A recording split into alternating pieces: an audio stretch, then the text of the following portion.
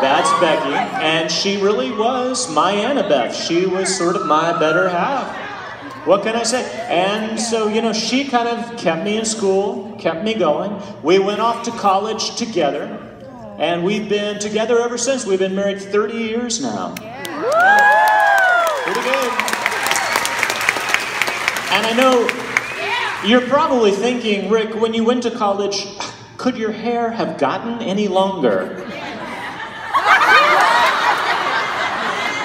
Yes, it could. Thank you. I decided, well, I'm not getting published. I'll just be a rock star instead. That will be much easier. So I played in a rock and roll band during college. That's me. The band was called Cheyenne. I don't know why that never took off. It's such a great name. But I found out very quickly that I was not Apollo. I was not going to be the god of music. Two good things happened in college, however. One was that Becky and I got married. Now, you may be wondering why there are birthday candles on our wedding cake. That's because we share the same birthday, we're exactly the same age. Well, Becky's 30 minutes older than I am. So we got married on our mutual birthday, which is great. I never forget my anniversary. And the other thing that happened that was good is I got a job as a teacher after college, and I had to cut my hair. I love being a teacher, I really did. 15 years in the classroom. I taught middle school mostly. There's a picture of me in my classroom. There's a picture of me with my 6th graders. I like doing fun activities because I'm easily bored, and I didn't want my students to get bored. So for instance, when we did Korea in social studies, I would take them out and we would get the local taekwondo class to come down and break boards over our heads and things like that. I got a strange feeling, though, while I was in middle school that I wanted to murder people. I don't know why. Oh my God. But I decided that I should go back to the writing and try to do a private eye novel. And I did. It was set in my hometown of San Antonio. This is my brainstorming map. Every square that you see here is a chapter in the book. I did this so that I would know where I was going. A lot of people ask, how do you get over writer's block? This is how. I do a map first, and then I just force myself to follow it. And then when I'm done, I know where I'm going, I get to the end, and then I can go back and revise all I want. But I don't allow myself to stop until I get through the whole thing. Anyway, I finally got done with it, and this was what the manuscript looked like. Again, this is back before the internet. You couldn't just email it to people. I had to print it out at Kinko's and send it off in the actual mail. And the editors made me revise it 14 times. So next time you guys are really stressing about the second draft, 14 times. Did it get easier? No, no. I have written 25 novels now, and I still cannot write a perfect first draft. It isn't possible. Revising is just part of the deal. You have to do it to make it better. But it finally did get published, and that's what it looked like. Big Red Tequila! Everything in Texas is bigger, even murder. It did pretty well. I enjoyed writing these. I wrote one a year while I was teaching middle school. That's the second one. It got published in Japan. Yeah. I thought that said The Widower's Two-Step because that was the name of the novel, but then someone who speaks Japanese said, oh no, that says Honky Tonk Girl. So, you know, the little things they do like change the title and not tell you, and that's okay. And of course inside, if you know Japanese at all, you know that they don't read right to left, they read up to down in columns. I said that at a school one time in California, and this girl said, oh, so that's why. And I was like, what? She said, I was on the plane with someone and they were reading in Japanese and they kept going.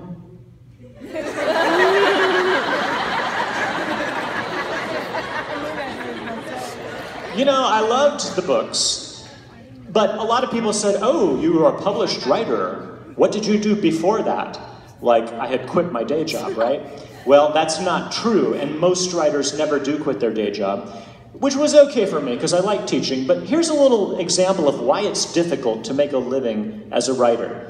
Now, anybody want to guess how many books the average American reads during the course of a year? Anybody want to hazard a guess how many books? What do you think? 1. What do you think? Wow, real optimist over here. I like it. Right here. 20. Well, somewhere in between. It's actually 15 books a year. Yeah. I imagine some of you guys are already way above the average. Yeah, we're way above the average. The thing is, 40% of American adults read no books during the course of the year. Oh, no. Now, different question. How many books do you think are published every year? Different books, not copies, different titles. Anybody want to guess? Yeah.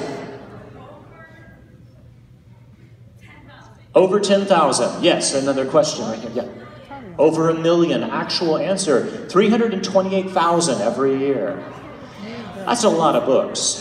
So if the average American only reads 15, and we're cranking out 328,000 books every year, what are the chances that your book is going to be one of the ones that people read? Not real good, right? Not only that, but how do authors get paid? Well, let's say that you buy one of my books in hardcover, which is pretty expensive. Let's just round it to like 20 bucks. Okay, the author, does the author get 20 bucks? No, the author actually gets about 10%. So if you were to buy a hardcover of one of my books, I get $2. So how many would I have to sell to get really rich and famous? A lot, right? Where does the rest of it go? It's divided among everybody who helped bring you that book. The editors, the agents, the publicists, the shipping people, the people at the bookstore, everybody gets a cut. And so, you know, when you're looking at that, you can understand how if I made $15,000 on my first book, which don't get me wrong, I wasn't complaining, that was great, but it's not exactly going to turn me into a millionaire, right? And so I didn't quit my day job. And that's okay, I like my classroom. I dressed up funny. There's Colonial Rick, Samurai Rick, Elizabethan Rick. Yeah, I came in all kinds of funny costumes when we did different units. I told stories. I went down to the lower school and I told stories to the little kids. I told stories to the big kids. I think that should be my author photo. Definitely. Yeah. And my students always said, hey, why aren't you writing stories for kids? I mean, you're already writing books. Write something we can read. And I was like, I don't have any ideas. That changed when I had children of my own. In 1994, my first son was born. I know, he doesn't look like that anymore. It's sad. Well, we named him Haley because Haley's an Irish boy's name that means ingenious. Now, at the time, I had no idea that Haley would become the most popular girl's name of all time that year. So sorry, buddy, but he's cool with it. Anyway, Haley was a handful. He doesn't look like trouble necessarily. He was pretty cute. But just to give you an idea, when we were living in California, and he was about that age, we had a floor furnace, okay? And he loved Cheerios. And so one day he took a bowl of Cheerios and he went over to the floor furnace on a cold day and dumped them in. Flames started coming out, smoke billowing up, the fire alarms are going off. His mom grabs the fire extinguisher. We're both running around.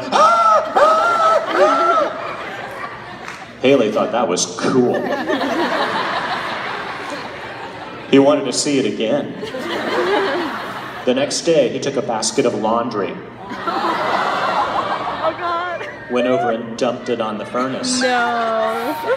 Went over to the thermostat and turned it up to 105. Pretty soon, smoke was billowing up, flames like the pit of Tartarus were running around.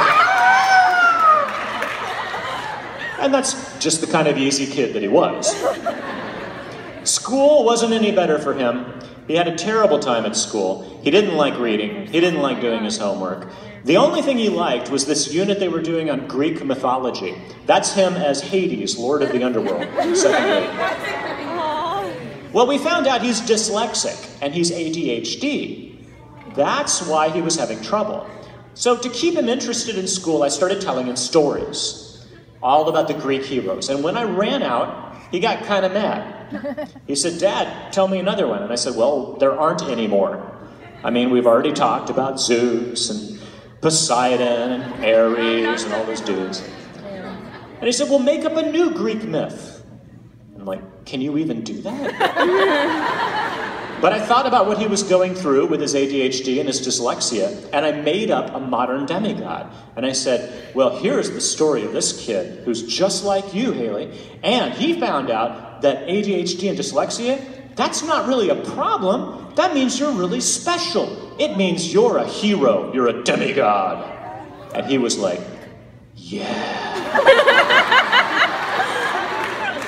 And that was the story of Peter Johnson. Okay, Percy Jackson, whatever.